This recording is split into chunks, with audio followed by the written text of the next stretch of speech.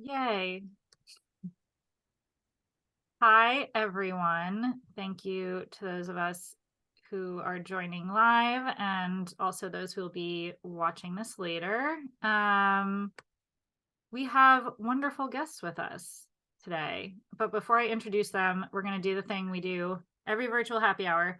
Post your social media handles in the chat so we can all follow each other. That would be great. And yay, this is what we're doing tonight on this virtual happy hour. We are getting a presentation, not a Q&A as we normally do these, but a really valuable presentation from Yumi Araki and Kevin off the table and Kevin Pang, who are going to present about open this thought that there might be a solution. There might be a way to fix the terms and conditions of being human, and it's that little bit of hope that kills you, right? I mean, it's keeping the thought that there might be some solution to this fundamental situation that is so tormenting. And if you sort of think about like whoever is not right now, you see in our lives and in time instead of sort of free from our current situation or overwhelm or whatever it might be. I'm sorry. Oh, there we go. I mean, that's more of an interesting conversation. I know, very existential. Okay, just listening to that. Excellent. Thank you. Okay. Sorry. Back to our fantastic presenters. Kevin Pang and Yumi Araki are the managing producer and host, respectively, of Proof, which is a fantastic podcast from America's Test Kitchen that I assume everyone has listened to as preparation for this. Yumi commissions and edits the stories as the managing producer. She describes herself as a recovering journalist and was the host of the 2020 docuseries Deciphering Japan. Kevin Pang, in addition to hosting Proof, is the editorial director of digital at America's Test Kitchen and the host of Hunger Pangs, we love a pun, on YouTube. He is the James Beard Award winner and director of For Grace, a documentary that premiered at South by in 2015. And Kevin, is it still on Netflix? People can watch it? It is not. No, it's okay. Netflix paid our money, and now they're off. But it's on our website. Okay, perfect. And he is a graduate of Hot Dog University, most importantly. Yumi and Kevin, thank you for being here, and we look forward to your presentation. I am gonna hand it over to you guys. All right. Well, hi everyone. We are so delighted to talk and chat with you, and Kate. But gosh, I've known Kate for 15 years, maybe. Can it be that long? Possibly. And I've seen some familiar names on here because we worked on and founded and created this beautiful child called the takeout.com many years ago, and now we are still chatting. We decided not to we didn't get into each other's throats, but we're still very happy to to be professionally associated.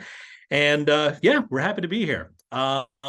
Let's do some quick intros. And Yumi, since you have the first slide, I figured you should tell folks a little bit more about you. Sure. Hi, everyone. It's a pleasure to be here. I used to be a huge beer aficionado, then went on to cocktails, and now I'm into sake. So really, really fun organization to be talking to here.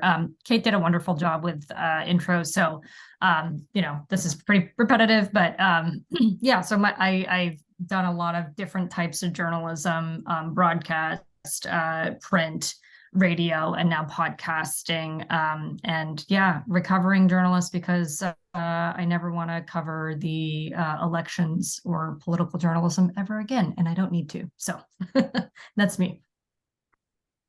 And I'm Kevin Pang. All right, let's talk about Proof here. So what do we do? Let's talk a little bit about like what we try to do, okay? So we are, if you've seen our show PBS, we are America's most viewed, believe it or not, cooking show on TV. We have a show called America's Test Kitchen. We have a show called Cook's Country. And unlike those shows, which teaches you how to cook, we are not really a recipe show. We like to think of ourselves, and we say this with much respect. We try to achieve what This American Life does, but we try to tell This American Life type of stories with a cross between that and Lucky Peach magazine, which is the now dearly departed, defunct food magazine. And so we had the LA Review of Books, a very esteemed publication, call us a love child of Guy Fieri and Reply All. I'm not quite sure how to think about that, but we tell stories about food, and we'll share examples of the types of stories. And really, the goal here today is to talk about the process in which we assign stories and commission stories, with the goal that hopefully one of you on this call would pitch to us. But even if you don't pitch to us, hopefully this will give you a little bit of peek into our world of podcasting. And Kate was able to work with me on an episode last year, and that was a lot of fun to do. And it's really about it's really exercising different muscles. And so, but the reporting process is the same. And I like to think it's a lot of fun to do. So, Yumi, why don't you tell a little bit more about what proof is? Sure. So the basic structure of proof is such that each episode is reported by freelance reporters, and sometimes by our staff too. But I think the majority of the episodes are produced by freelancers like yourselves. Generally speaking, and this is not the case for all narrative podcasts, but for us, reporting experience is a prerequisite. Like, we would like you to know how to report, which I think all of you do. But what you do not need to know, which might be kind of unique for a podcast, is you do not need to know at all how to edit audio or operate a DAW, which is a digital audio kind of editing system.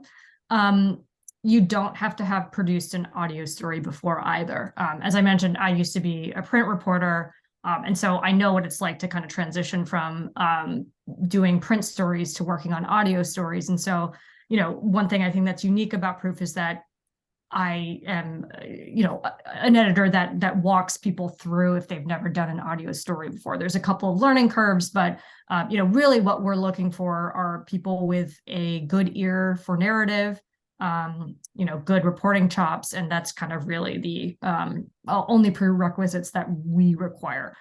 If it's a bonus if you've done longer form storytelling before, but again, not an absolute. So yeah, those are what we're looking for. Great. And so a little bit more about the mechanics here of Proof. There's 3 seasons a year.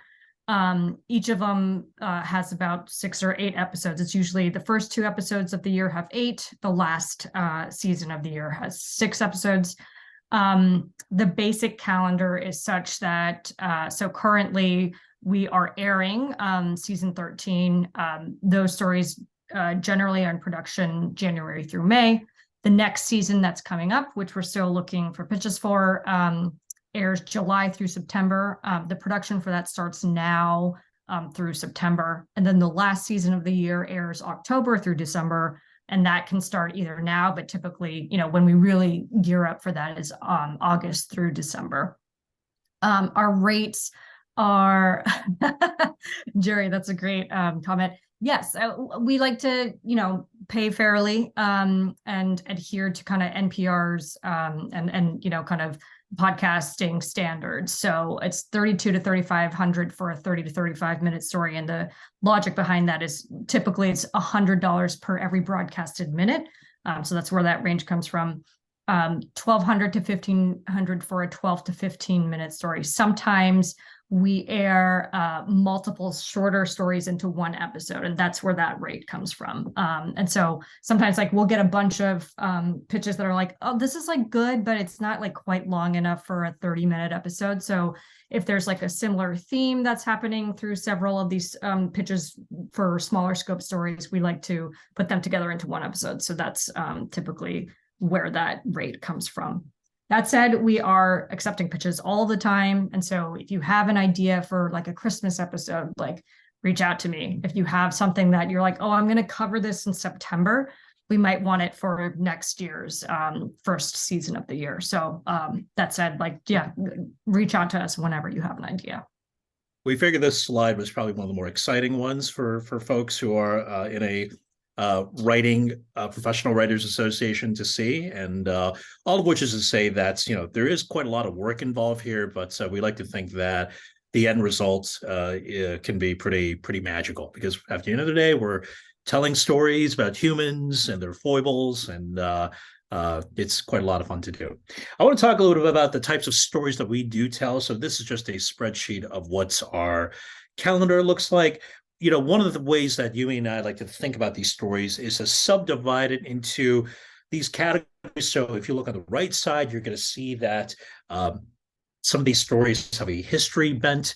Some of these stories are about regional specific dishes. A couple of them says ATK because, we are a arm of America's Test Kitchen, and we like folks to know about what we do. So if you see in season 12, episode 4, is this one episode called "The Proof Intervention of Brian Franklin." Brian Franklin happens to be our PR director. He's the guy who pitches our stuff to NPR, CBS, New York Times, and all that. And he happens to be the world's pickiest eater, which is somewhat ironic for a cooking media empire for the last 30 years. And so we staged an intervention where we got him to eat the foods that we cooked, and it turned out to be a really endearing, sweet story. I worked on an episode called Kevin Dreams of Italian Beef, and this was inspired by The Bear. I'm sure you all have seen The Bear on Hulu, and I'm going to go a little bit deeper in just a few minutes to talk about why this story is different from, we could have easily done a story about why Italian beefs have become such a big thing over the last 12 months. We could have done a story that talks about how sales at Italian beef stands have in many places doubled, if not tripled, because of the show. And then we'll talk about what makes sort of our take on it a little bit different. And one of the key points you're going to hear is knowing the difference between a story that can be told in 30 minutes versus a story that can be told in 8 minutes. And so we'll talk a little bit about that. We also had some stories about some episode 8 of season 11 is one that Kate and I actually worked on. This is our scientific deep dive on hangovers, and we happen to do it as an homage to my favorite show as a kid, which is Bill Nye the Science Guy. We had skits and music and weird characters and all that. And we actually happened to have hired the actual announcer for Bill Nye the Science Guy to do our episode. So that was a lot of fun to produce. So anyway, we try a lot of different things, and very rarely will we we like to push the envelope and try and experiment with different forms. And these are some of the stories that we do. All right, let's talk about our storytelling philosophy. Yumi, do you want to get us started? Yes. Okay. So as you might have gleaned from both Kevin's and my backgrounds, we both done film before. And we both believe that, audio storytelling is just as kind of cinematic as, documentary stories or films themselves. So and I think this is true of not just our podcast, but many different podcasts as well. But I think one of our underlying philosophies and approaches towards, audio storytelling is that, audio storytelling is a very kind of sensory cinematic experience. Now, we're still working in the realm of reality, right? Each of these pieces is reported. We're not making scenes up. We're not, making characters up. We're basing these things in reality, but it doesn't mean that there isn't some kind of drama or high points, low points in the stories that we're telling based on real characters that exist in real life.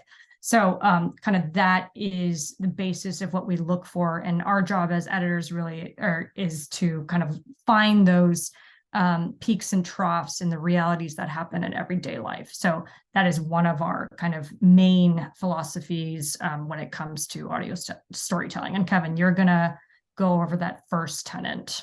Yeah, because Yumi and I are both print reporters, and so one of the things that we had to think about in thinking about recalibrating differently is we're really at the heart of it, we're reporting, and this is something that you all can do, but it's really about stretching different muscles. And so understanding that audio storytelling is one of those things where it's not just reading things on a sheet of paper or on a website.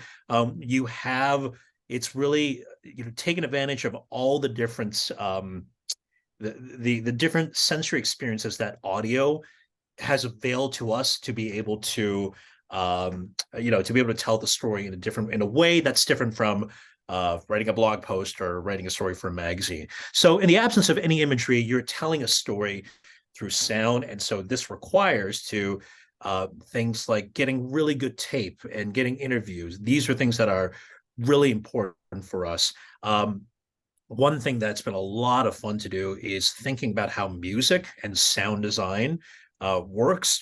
For example, if we want to we're not going to do this all the time, but in the case of say the Hangovers episode, we were able to modulate our voice and use some reverb and use some fun music and some things to evoke a time and a place. And so we've got all these things to play with. So it's really about just recalibrating yourself and thinking about during the reporting process, it's really important to get really, really good tape with that. Let's also talk, Yumi, about really the idea of how audio stories are movies, but without images. Mm-hmm. Yeah, kind of building off of what Kevin is saying, part of it is you are recreating, scenes, vignettes from somebody's life in the form of, an audio drama, really, right? I think it was Walter Benjamin or somebody who said, sometimes the things that you hear are kind of like unadulterated images that are created in your mind, because let's say you're watching a news story, you see that person, you see what is happening to them, based on where the camera is focusing on that person. For audio stories, you can create what that person feels like in your mind. A main character might look like to you in your mind. You can follow them as they're moving through time and space without, again, this preconceived image of like what that person actually looks like. And so in a way, audio stories can actually be more vivid. Along with that, when you are working with us on stories, you'll hear us use a lot of kind of cinematic terminology, right? Like, who are your characters? They're not who are your sources, right? They are your sources, but we conceive of them more as who are the main characters? What purpose are they serving in this story? How are they going to get us from point A to B? And we think a lot about scenes, emotional resonance, night, Daisy. Things like that. And so, that's kind of how we think of, audio stories are kind of movies without images. And there's a lot of ways to show and not tell through audio as well. And that kind of takes us to the next point, Kevin. One of the things that our most recent episode, which came out last Thursday, we're especially proud of, is an episode titled Navigating Blindness at the Supermarket. And we had our protagonist, Jason Strother, is a reporter, and he has low vision impairment. He is slowly losing his sight to the point now where he's legally blind. And just this simple act of shopping in the supermarket becomes really difficult. He loves to cook. And so how does he navigate just the everyday act of shopping at a supermarket? So what I really loved about that particular episode is that as someone who is losing his eyesight, like he's leveling the playing field with the person who's listening to it, whether they have they've got low vision impairment or if they're or have excellent eyesight or not. And so the idea that we're leveling the playing field, and for him to take us into his world and to understand like what's going on, I think I found it to be like a remarkably powerful medium to tell those types of stories. And so and one of the things that really made it work was that he was able to show emotion and seminal moments and progression through sound. And I think the important thing to think about that is that when you succeed in getting really great audio or good interviews or good research, you can actually succeed in showing, which is kind of counterintuitive because you don't really show through audio, but it is the difference between show versus telling. Audio is so effective in conveying emotions in these important moments. And again, I think the key to take away here is that thinking about all the different possibilities that audio avails the reporter to tell their story through silence, through pauses, through modulating your voice, through speaking louder or speaking softer. I mean, there's a lot of really exciting things to use when you're telling stories through audio. All right. We are going to talk a little bit about some of the takeaways of what makes our show different, how you can pitch us, and more importantly, if you are interested in this world of audio storytelling, I think some of these takeaways are going to be helpful as you're pitching to other folks, because as you know, there are a million different podcasts out there and they're all looking for stories. So Yumi is going to tell us about takeaway number 1. Yes, thank you, Kevin. All right.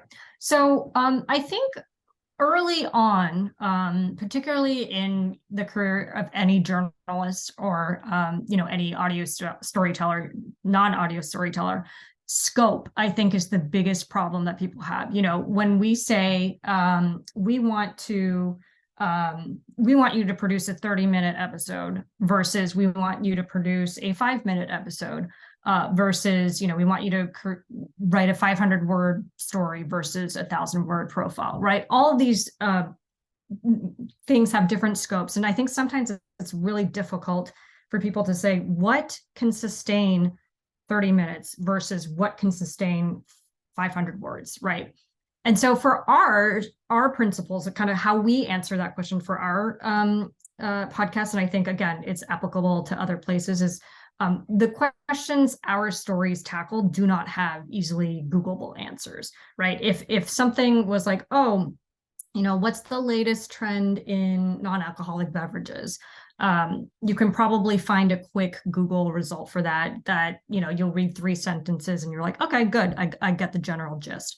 For our stories, we need to be able to sustain 30 minutes, 40 minutes sometimes. And so something that has an easily Googleable answer is not going to be that interesting to listen to for 30 to 40 minutes. So how we get from kind of story, or how we get to idea to story, is kind of what I want to talk about for this first takeaway. So if we use the example of my episode, which I produced, I think at this point, like a year ago, it was the kind of crazy backstory behind chartreuse, the liqueur. I had read a little bit about how it's like made by monks and it's really interesting, but beyond that, I didn't really know much. So initially when I set out to report this story, my question was, what is the history behind this weird liqueur chartreuse? Now that has a pretty easily Googleable answer. Again, like if you just type it into Wikipedia, you can read an entire entry about the crazy kind of history. For me, we had to, again, make it so that it's not just easily Googleable. So some of the questions that I often find myself asking reporters when they initially submit, a pitch or a reporting plan that kind of tries to tackle what's the question that your episode is going to answer. The first question really is like, one of the ways that you can frame it is like, how did X get this way? So as I was, again, doing more research on chartreuse, one of the things that was really interesting was that throughout history, the monks or, the liqueur itself kind of goes through a lot of trials and tribulations. For example, like the monastery where it's made, there was like a mudslide one time and almost like ruined the entire operation. There was, also the French Revolution that happened that was trying to kind of ban the monks and making of liqueur. And so my question then became, oh, okay, that's really interesting. Despite all of that, how did this drink, or how did this liqueur, which is kind of like really old school, old timey, like how has it persisted such that it's become kind of like the handshake, drink for a lot of bartenders, right? And so that became a little bit more of an interesting question that you might not be able to just find in a quick Google search. The other question that I think can help frame when you're trying to move from idea to actual story is, you think you know something about X, but did you know that Y is actually what made it so?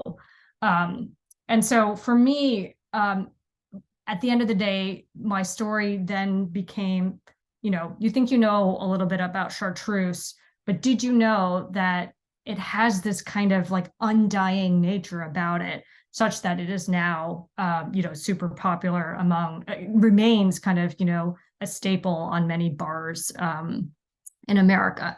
And so for that, I think feels a little bit more like there's narrative thrust there. And, kind of the question that I was trying to answer was, well, how did it become like that? How was it so persistent? And this is the kind of work that we do, I think, to try to get, again, an initial kernel of an idea into an actual story with narrative thrust. Next slide, please.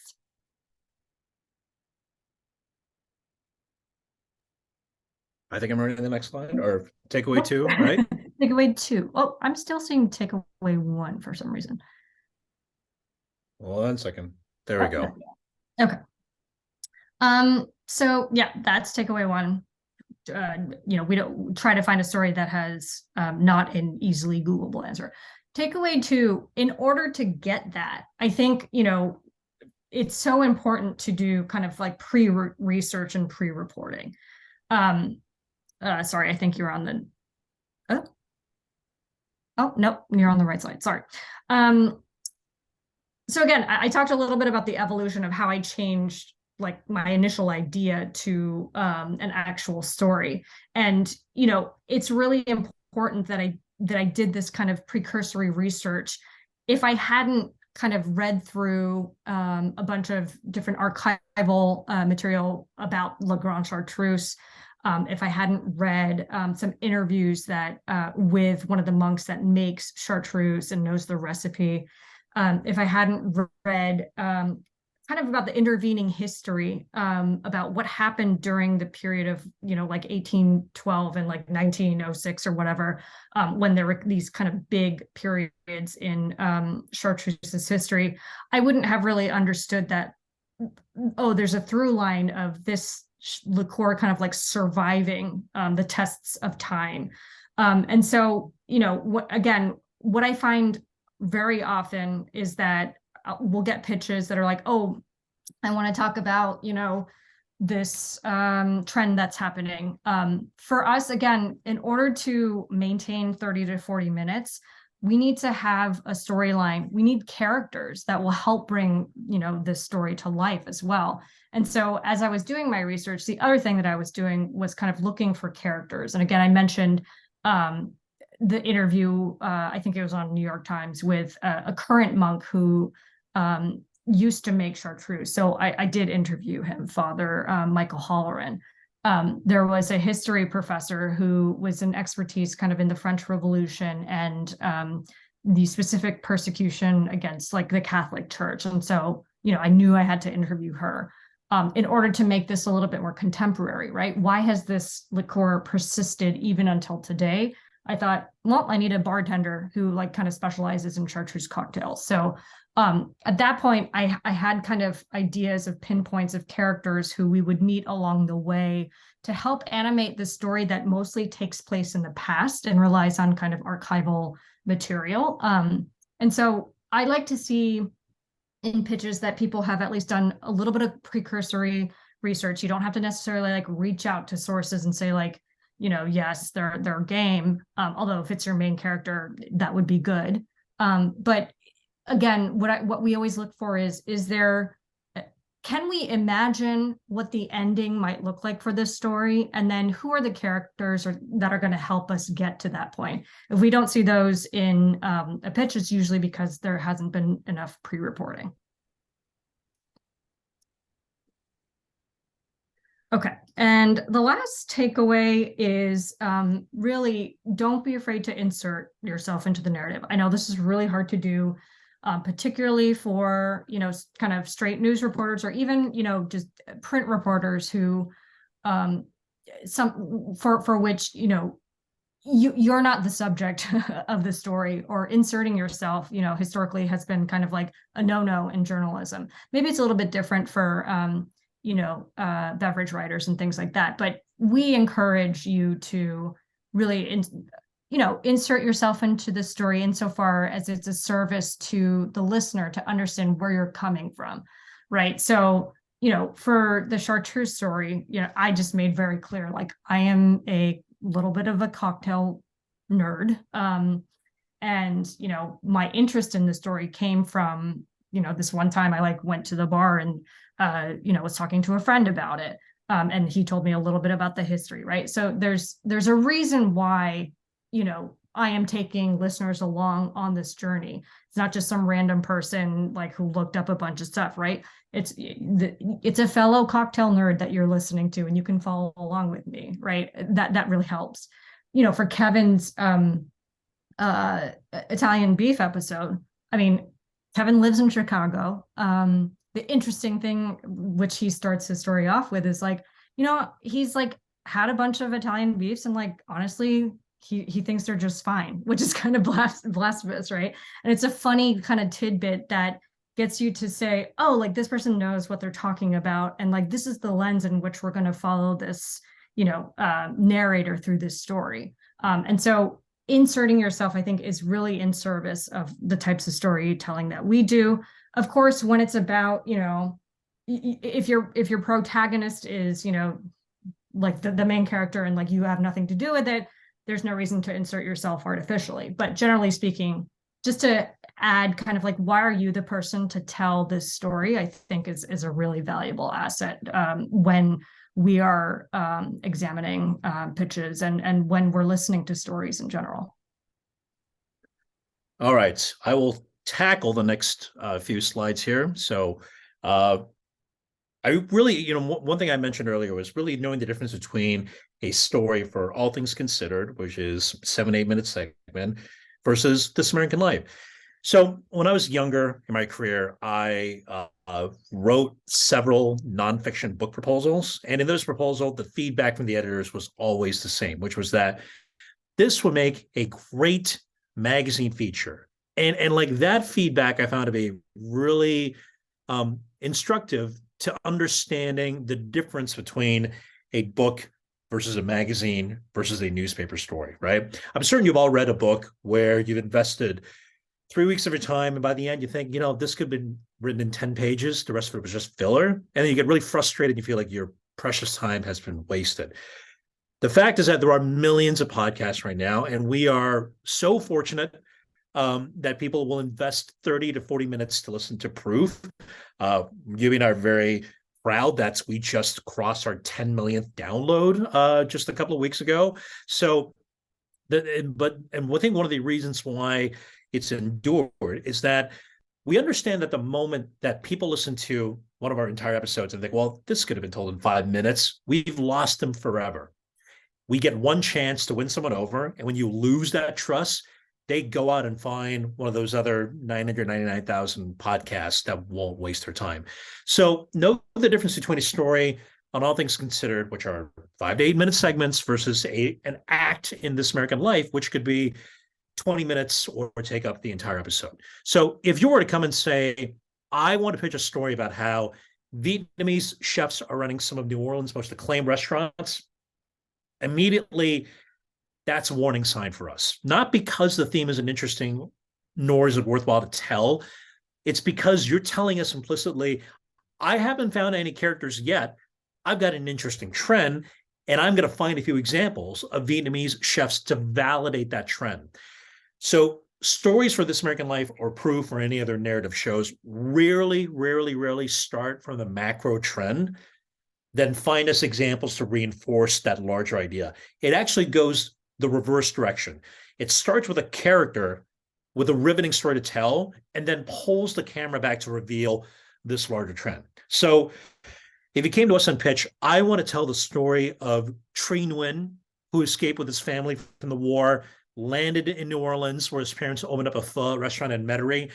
Rather than taking over the pho restaurant, he had a bowl of gumbo one day, was knocked aback, and instead of opening up, so instead he opened up a New Orleans restaurant, and now Tree is part of this group of Vietnamese chefs who are redefining Creole cuisine. You see how that it starts from one person who encounters a fork in the road, takes the unexpected path, and then we zoom out to find out that he's part of this revolution changing New Orleans cooking. That is a story that I think can be told in 40 minutes. The other one, which is I want to pitch a story about how Vietnamese chefs are running some of New Orleans' most acclaimed restaurants. Without the main character, I'd say that's like a great 7-minute feature for all things considered. So in summary, I want you to look for stories with the main character. Something gets in their way, or they arrive at the fork in the road. Which way will they take? How will that decision change their life? Okay. There's almost always something at stake, something that could be lost, and the character is going to fight like hell to not lose it, whether it's a family recipe kept on an index card, or whether it's their people's history, or whether it's their pride, right? So I mentioned earlier that I produced an episode about this beloved Chicago sandwich called the Italian beef. If you've seen The Bear, you're probably familiar with it. Now, we could have easily told the story like, since The Bear premiered on FX, sales of Italian beef have doubled. It's become America's hottest sandwich, written up in Eater and Bonap and the New York Times. But what's the history? I investigate how Italian beef came to be an iconic Chicago sandwich. That pitch is pretty interesting, but there's really nothing at stake. I could tell that story in 7 minutes. What that story does is inform the listener about its mere existence. Did you know that there's a sandwich called the Italian beef? Did you know that in the last year, Vietnamese chefs are reinventing Creole food in New Orleans? Those stories are saying, hey, folks, this is happening, right? And Yumi and I knew that telling people about the mere existence of Italian beefs in Chicago, it's not really enough to sustain an entire episode. Our shows are usually 35 minutes long. That story is 7 to 9 minutes, and we know better than to pad it out with filler and then make listeners angry that we wasted their time. So what do we do instead? I dug deep and I thought about my relationship with the Italian beef. As Yumi said, I think they're just okay. And in my former life, I was a restaurant critic at the Chicago Tribune. I mean, dozens of Italian beef sandwiches, and I don't think they're as good as a Philly cheesesteak. They're pretty good. And for a Chicagoan to say that, that's like, swearing in church, right? So I thought, okay, well, I work at America's Test Kitchen. We're famous for developing our recipes. That's in our DNA. We spend on average $11,000 to work on every recipe. We make it 40 to 50 times. Can we help create a really, really great Italian beef? Now, I live in Chicago, so maybe I'll partner with a local butcher to work on it. And then on top of that, can we do a pop-up event and sell out 100 sandwiches? And on top of that, can we get people to say, that's the best damn Italian beef they've ever tasted? Now we're getting somewhere, I feel. There's now something at stake with a binary result. Either I do it or I don't. And the question to you as a listener is, do you want to know what happens? Do I make it or not? Now, I'm not going to give away the ending to the episode unless you've already listened to it, but I will say that in the course of reporting the story, we get to know that one of the guys at this butcher shop, he is a Chicago firefighter. He's a 4th generation maker of giardiniera. Giardiniera, if you don't know, it's the crunchy vegetable mix that's spooned on top of Italian beefs, and Chicagoans are immensely proud of giardiniera. This firefighter, his name is Mikey. He's been making it in his family for nearly a century. And then what's more, the giardiniera recipe of it was his dad's recipe. He helped open the shop. He recently died. And so giardiniera to Mikey has way more meaning than just the condiment. It's about keeping a light on his father's legacy, right? And on the day that we sold the 100 Italian beefs, who comes in but the current restaurant critic of the Chicago Tribune? He comes in to taste our Italian beef, right? So the question now becomes, what does he think of it? What does he think of the giardiniera? How does Mikey react when he finds out? This is an example of the type of story that we're really into. You're not telling us about the mere existence of this trend. You're telling us about someone who has a lot to lose, income, reputation, pride, and whether they can then rectify that problem. And oh, by the way, we're also telling you about Italian Beefs because it was featured on one of the most acclaimed shows of 2022. That last part, the trend part, it's almost incidental. Okay. So know the difference between a magazine feature and a book, the difference between an All Things Considered segment and an act in This American Life, the difference between telling me something exists and telling me a story about someone with something to lose. Okay. All right. Sorry, Kevin, just before you add, yes. you move on, I just want to add also that it almost doesn't matter what happens. The fact that you've built up stakes so that you're wondering what is going to happen. Is this going to succeed? Is this going to fail? Right.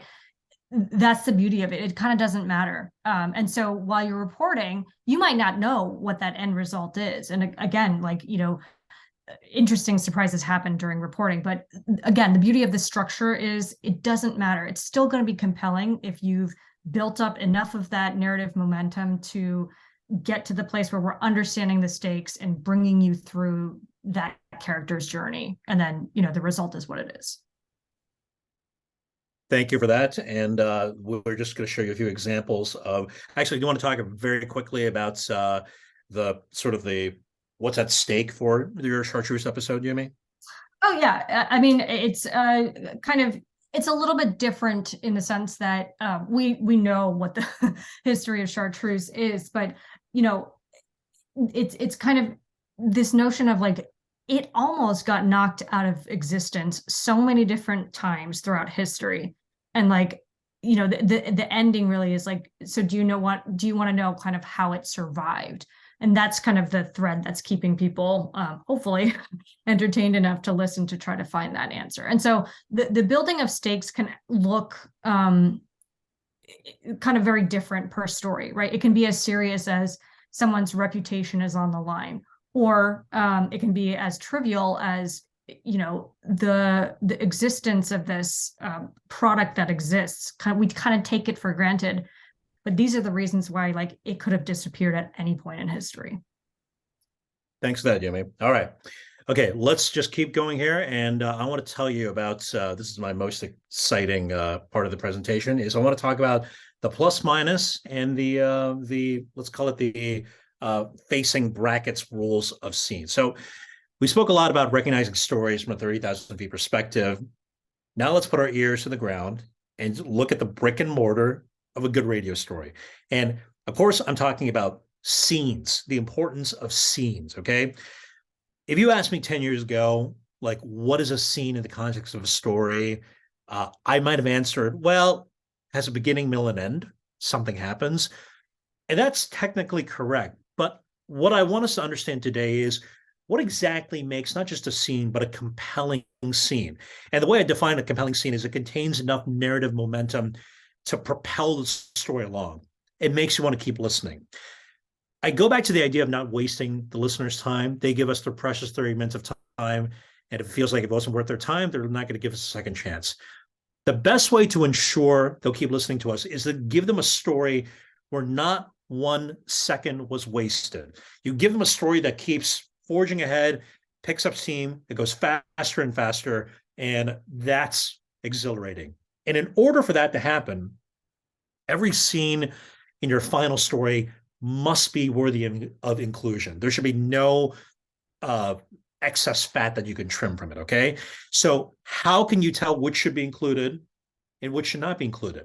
I'm going to tell you about the single best $11 investments that I've ever made. I'm going to put this on the camera now. It's this book. I'm giving it to you for free, okay? It's this book called Save the Cat by Blake Snyder. It's about how to write screenplays, okay? And it's very interesting to read, but there's one page in particular that I really love. So let me explain. If you're constructing a story for radio, for documentaries, for movies, you're probably getting in the habit of index card and laying out each scene. And I love doing that because I love moving things around. You're shuffling the chronology of stories. It's a very visual way of laying out the story, okay? So every one of these scenes is described in one index card. For example, the chef arrives at her fire-torn restaurant to assess the damage, or the scientist is about to find out if the experiment was successful, or the food critic at the Chicago Tribune tastes the Italian beef and reveals what he thinks, okay?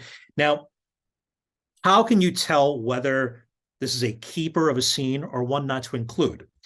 On page 110 of this wonderful book, Save the Cat, Blake Snyder introduces two sets of symbols, okay?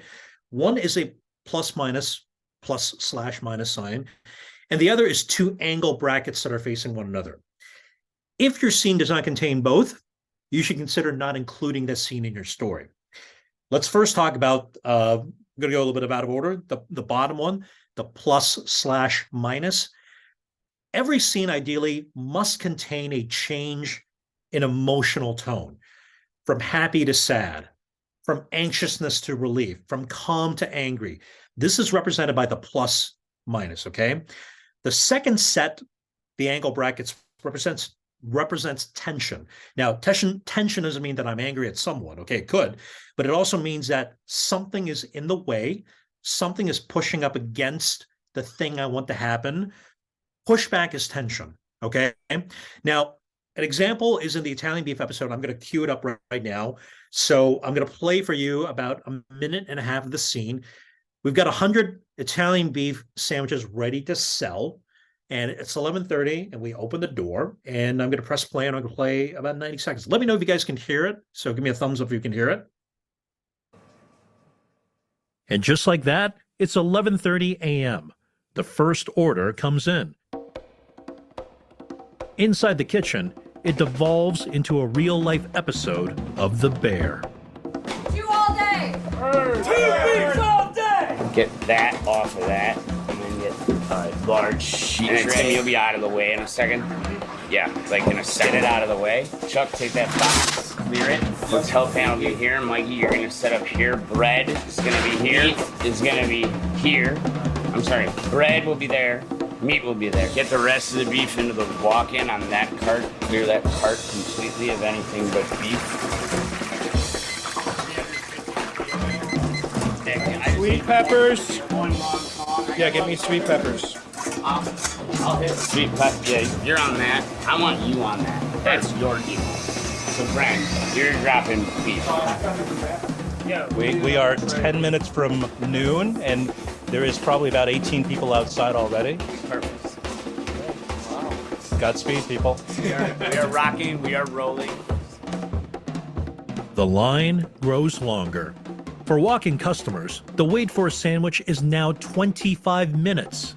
And just when things couldn't become more hectic, a curveball.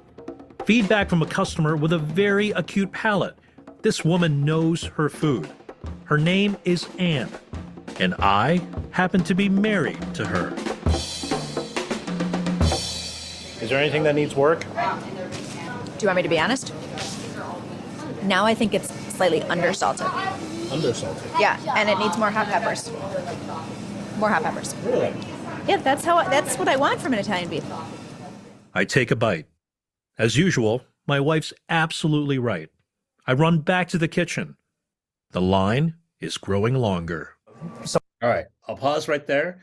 So there's two scenes here, okay? And in those back-to-back scenes, there's two emotional shifts that happen. Number one, it goes from relative calm to chaos, right? And then it goes from the sandwiches are seemingly fine, which we worked on for, 3 weeks, to something's off, okay? Now, in terms of the tension, you can hear the chef barking order, stand here, no, stand there, okay? If there's no tension, he wouldn't sound so anxious. And then in the next scene, the tension is the sandwich isn't flavorful enough. After all the work we put into it, the sandwiches coming out are not optimal. So in those two scenes, there is a definite shift in emotional tone, and there's definite tension. That, to me, is how you can tell if a scene has narrative momentum or not. It is a homeless father walking into the grocery store and finding out that he has no money to pay for the food, okay? And that's conflict. A homeless father is praying The grocery store manager is sympathetic enough to spare his family some food. The manager says no. The father goes from hopeful to disappointed. And that is the emotional shift. Okay. So as you're storyboarding these scenes on index cards, get in the habit of writing plus/minus and facing angle brackets. A great scene should include both. If it has one and not the other, ask yourself, should I really include this? Does this really respect the listener's time? So I'm going to give you one more actually bonus item here. You're going to see that in this here, I have a little addition. It says IHNI, exclamation point on my index cards. This stands for I had no idea. Okay. This was a documentary that I worked on. And in this particular scene, it turns out that this restaurant spends $1,000 for every chair. And so they spent nearly $100,000 just on chairs, right? If your scene has a revealing detail that makes you go, wow, I had no idea that Japanese strawberries can cost $500 a pound, that's just icing on the cake, okay? So in short, Save the Cat, Blake Snyder, page 110, page 111. It is the most valuable 2 pages I know for any storyteller, and now it is yours. All right, so let's go to the last thing, and I'm actually not going to play this because I want you to have a chance to watch this at the comfort of your own home. This is a 5-minute clip here. This is one of my favorite clips from Kurt Vonnegut's Slaughterhouse-Five, Breakfast of Champions, and he talks about the shape of stories, right? And it's really, really entertaining, but sort of now that we're approaching 8 o'clock, I want to make sure that we're going to have some time to have some Q&A if we want to do that. All right, so you guys can watch this on your own time. And, oh, 1 second, please. All right, so this is this slide here of, actually, I should have played this video because now it will totally make sense. It really talks about how the world is every story has a particular shape to it. So I think it's really helpful if you not just write it down, but visualize it in a map here. Anyway, I regret not playing this, but again, I want to be respectful of your time. So you can screenshot this and watch this a little bit later. Okay, so let's do a very quick recap of this here. Yumi, do you want to take the first 3 and I'll just take a deep breath, take a sip of water? Yeah, thank you. And really, I highly encourage you to watch that Kurt Vonnegut video because it's kind of, for me, like the answer to all the questions of like literary heaven. It's really good. But to recap, again, these are things that are applicable to proof and also, I think, to a lot of different narrative outlets that are out there. But the first thing you want to think about is, again, the questions that our stories tackle do not have easily Googleable answers or things that someone can look up easily, read 3 sentences and be like, okay, I know the answer to that, moving on. The second kind of key, and I think that applies to, a lot of different stages that we talked about here, but research and pre-reporting is key. We can talk a little bit more in the Q&A maybe about like how much of it to do, because, I've been a reporter myself. I hate having to assign, a lot of pre-work and pre-reporting when I don't know that I can pay you for that. And, so as a freelancer, it's like, well, how much pre-reporting do I do? How much of my time do I waste? I think there is a balance, and we can talk a little bit more about that, but, kind of minimal amount of research and a little bit of key kind of pre-reporting is totally key for our process. And then the last, or the third thing is really don't be afraid to insert yourself into the narrative. It is going to be in service, at least to our types of stories that we tell. We like to know who the narrator is when we're navigating, a 30 to 40 minute episode. And so to the extent that you can kind of share who you are to your listener and, here's the perspective that I'm going to walk you through as we tell the story, I think is really beneficial for our purposes. The last 3 points here is just as what makes a good book, what makes a good magazine story, what makes a good newspaper story, what makes a good blog post, is know the difference between a story that can be told in 5 minutes versus one that can be told over 30 minutes. It usually involves some sort of a character. It begins with a character and then pulls the camera back. know the rules of compelling scenes. Just because something happened, it's not really a scene.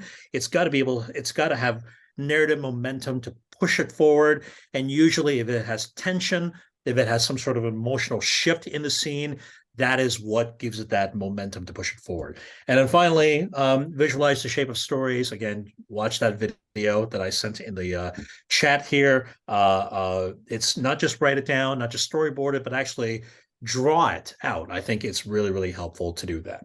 All right, these are some of our favorite episodes of Proof that we've done. We've done a lot of stuff. How many have we done over the last 4 years? 140 episodes or something like that? Yeah, 140 something.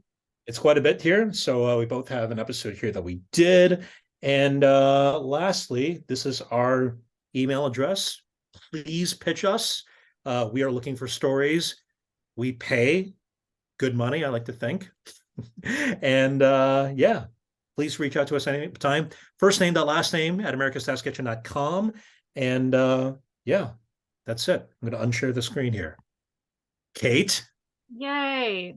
Wow. Masterclass. We love it. That was great. Even though I've heard some of these before, I've never gotten the full thing. That was awesome. And we love that you want us to pitch you. Does anybody in the audience here have questions? Questions about the production? How do you actually? All right, we'll hear pitches from all of you. We're very excited. Oh, great. Yeah, I had a question about the say I pitch you a story, you like it. I am not an audio person by training. What do I need? How would I be expected to go out and capture certain audio?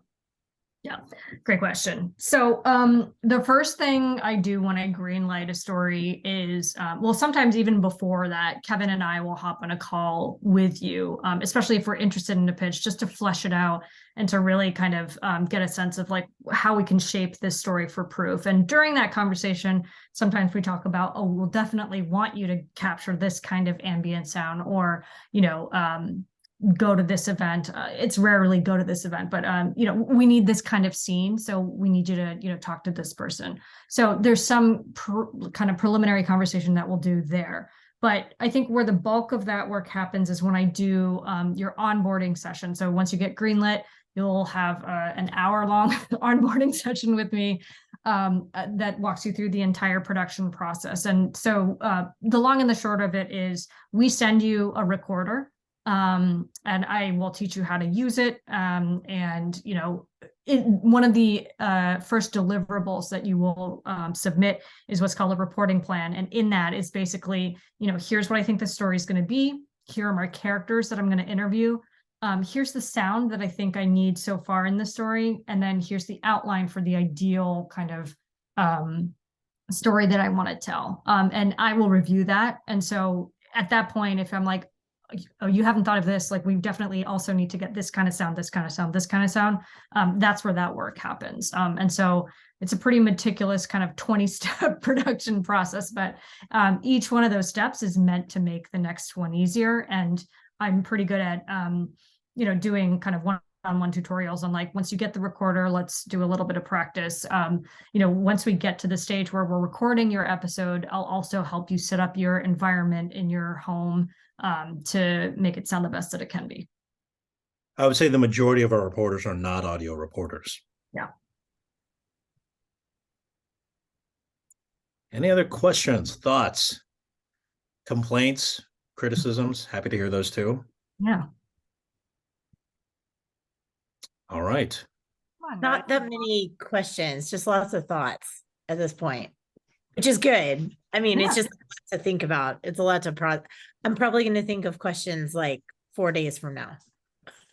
Yeah, We it's look kind of forward like to it's kind of like a challenging idea, especially for me as a writer to think about like, well, how do I do this in such a different format, or like think of and conceive stories differently. So trying to wrap my mind around it.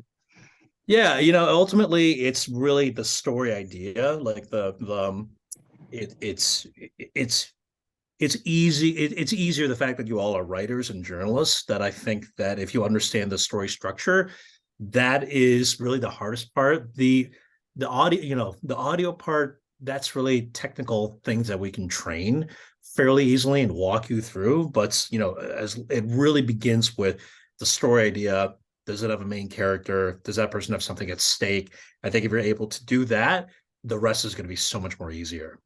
Yeah, and I would also encourage you to, like, if you're having a hard time imagining what kind of story you could pitch such that it would, sustain kind of a 30 to 40-minute episode. I mean, maybe you start by pitching a shorter one, but I think the stories that have been the most successful are the ones where it's very obvious that the reporter has like this kind of dying interest in this one thing that they are just very like, cued in about, and like it might be kind of a peculiar thing, but like, it's in some way it makes sense that like this person is like so into this because as a child their parents were paleontologists, and so they're like really obsessed with how ancient people make wine, right?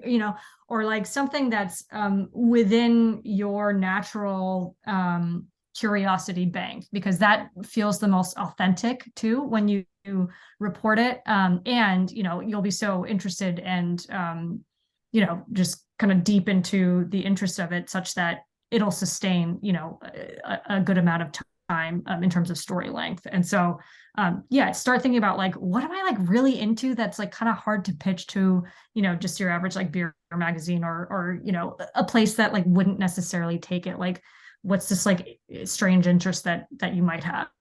We're into that kind of stuff. So yeah, start with your obsessions. Yeah. Start with your obsessions and get weird. I like it. Kate was obsessed about hangovers, and so we thought, no, that did not happen.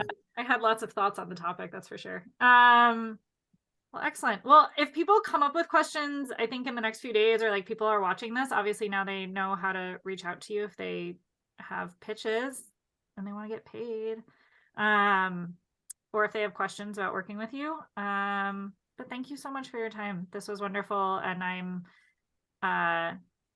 just so excited that we got this masterclass from you guys. Thank you.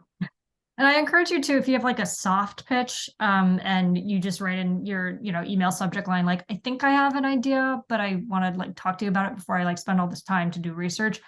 Totally do that. And sometimes I think it helps all of us more if you just like do that, and we can have a quick conversation about like, is this a story or is this not a story that we would take? Or if there's a kernel of an idea, like how can we actually develop it into a proof story? I'm happy to, have conversations with you to develop that, rather than, again, you spending all of this time and then me going like, nope, this doesn't work. So yeah, reach out to me with soft pitches as well. Awesome. Thanks again, Kate, guys. are we going to have access to slides? Yeah, we'll get that to you. Yeah, That'd be great. awesome. And yeah, that'll Thank all you. be on the recording too. Sweet. Oh, I guess I can watch the recording. Sorry, it's the end of the day. My brain is not. It's all good. It's like you and I both. Yeah. yeah. All good. Excellent. Thanks everyone for joining. Big thank you, Yumi and Kevin. And we look forward to all the beer stories next season. Yes. Looking forward to it. Thanks, guys. Nice to see you all. Thank you. Yep. Goodbye.